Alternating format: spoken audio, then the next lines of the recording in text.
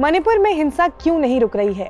क्या इस वजह से वहां बीजेपी की सरकार गिर सकती है? अभी हाल ही में मणिपुर में क्या कुछ हो रहा है जानेंगे इस वीडियो में। हेलो, मैं हूं स्वर्णा और आप देख रहे हैं स्विच। मणिपुर से बीते 1.5 साल से हिंसा की खबरें आ रही हैं। जब लगता है कि वहां पर स्थिति अब सामान्य है कि वहां से हिंसा की खबरें आ जाती है। अभी हाल ही में भी ऐसा ही कुछ हुआ है। हिंसा की वजह से मणिपुर में कई लोगों को पलायन भी करना पड़ा है। अलग अलग समुदाय के लोग रिलीफ कैंप में रह रहे हैं और उसके बाद खबरें अभी इस तरह से आई हैं कि इन समुदायों की महिलाओं को कैंप से किडनैप किया जा रहा है। फिर बाद में उन महिलाओं की डेड बॉडी भी मिली है, जिसके बाद से ही जिरीबाम और उसके आसपास के इलाके में हिंसा फिर से भड़क गई, जिसके बाद से ही मणिपुर में सुरक्षा भी बढ़ा दी गई है। राज्य के जिन इलाकों से 2022 में armed forces special powers act AFSPA हटा दिया गया था, उसे फिर से वहां पर लगा दिया गया।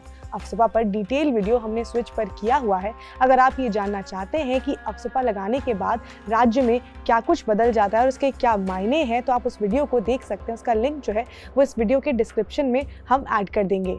अब वापस आते हैं मणिपुर पर। तो हाल ही में मणिपुर की राजधानी इम्फाल में भी हिंसा भड़क गई। मीडिया रिपोर्ट्स के हिसाब से कई मंत्रियों के घरों के बाहर तोड़फोड़ की खबरें भी आई हैं। मणिपुर में ऐसे हालात मई 2023 से ही बने हुए हैं और इसी बीच नेशनल पीपल्स पार्टी यानी कि एनपीपी चीफ ने BJP national president JP Nadda को एक लेटर लिखकर अपना समर्थन पार्टी से वापस ले लिया है। उन्होंने लिखा कि सरकार मणिपुर की समस्या को सुलझा नहीं पा रही है, जिस वजह से वो अपना समर्थन मणिपुर में बीजेपी से वापस ले रहे हैं। मणिपुर में विधानसभा की 60 सीटें हैं। 2022 में वहां पर विधानसभा के चुनाव हुए थे, जिसमें बीजेपी सिंगल लार्जेस्ट पार्टी बनकर उभरी थी। बीजेपी ने खुद बहुमत का आंकड़ा पार कर लिया था और सरकार वहां पर एनडीए की बनी थी। लेकिन पिछले 1.5 साल से मणिपुर में जैसे हालात हैं, उसके बाद एनडीए गठबंधन से एक एक करके पार्टियां अपना समर्थन वापस ले रही हैं। 2023 में ही कुकी पीपल्स अलायंस केपीए, जिनके 2 एमएलए विधानसभा का हिस्सा हैं, उन्होंने भी अपना समर्थन बीरेन सरकार से वापस ले लिया था और अब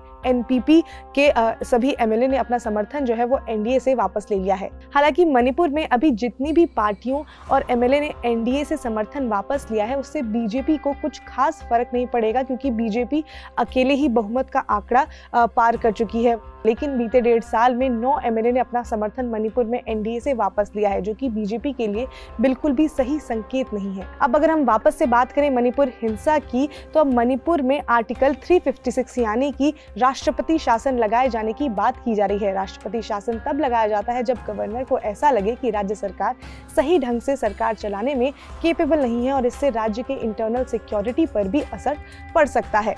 तो वो इसकी रिपोर्ट जो है वो राष्ट्रपति को सौंपते हैं, जिसके बाद राष्ट्रपति शासन लगाया जाता है। लेकिन अगर गवर्नर रिपोर्ट नहीं भी सौंपे और उसके बावजूद भी अगर राष्ट्रपति को ऐसा लगे कि राज्य में राष्ट्रपति शासन लगाए जाने की जरूरत है, तो वो राष्ट्रपति शासन लगा सकते हैं। और अब मणिपुर में भी राष्ट्रपति शासन लगाए जाने की बात कही जा रही है।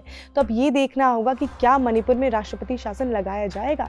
तो अगर हम इस बात को समझें तो मणिपुर के हालात कुछ इस तरह से हैं कि नवंबर के महीने में मणिपुर में कुछ ऐसे इंसिडेंट हुए, जिसके बाद से एक बार फिर से वहां पर हिंसा भड़क गई है। जो वहां पर 2 समुदाय हैं, कुकी समुदाय और मैतेई समुदाय, जिनके बीच में पूरा का पूरा कॉन्फ्लिक्ट है। वो कॉन्फ्लिक्ट मई 2023 से इसकी शुरुआत हुई थी और अब इस कॉन्फ्लिक्ट को 1.5 साल हो चुके हैं। उस कॉन्फ्लिक्ट में कई लोगों की जानें गई हैं और कई हजार लोगों को इस वजह से पलायन करना पड़ा है। तो फिलहाल मणिपुर के जो हालात हैं वो बिल्कुल भी ठीक नहीं है और सरकार जो है वो लगातार उसको ठीक करने की कोशिश कर रही है। केंद्र सरकार भी लगातार इस पर मीटिंग कर रही है, लेकिन अभी तक इसका जो इम्प्लीमेंटेशन है वो किस तरह से होगा वो अभी दिखाई नहीं दे रहा है। हालात जिस तरह से पिछले साल थे उसी तरह से हालात अभी भी हैं। तो ये काफ़ी ज़्यादा इम्पॉर्टेंट मुद्दा हो जाता है भारत सरकार के लिए, क्योंकि भारत का एक राज्य जहाँ पर पिछले 1.5 साल से कॉन्फ्लिक्ट चल रहा है, उसको सुलझाना हमारी सबसे बड़ी और सबसे ज़्यादा प्रायोरिटी हो जाती है और इसी वजह से वहाँ पर राष्ट्रपति शासन लगाए जाने की भी बात चल रही है।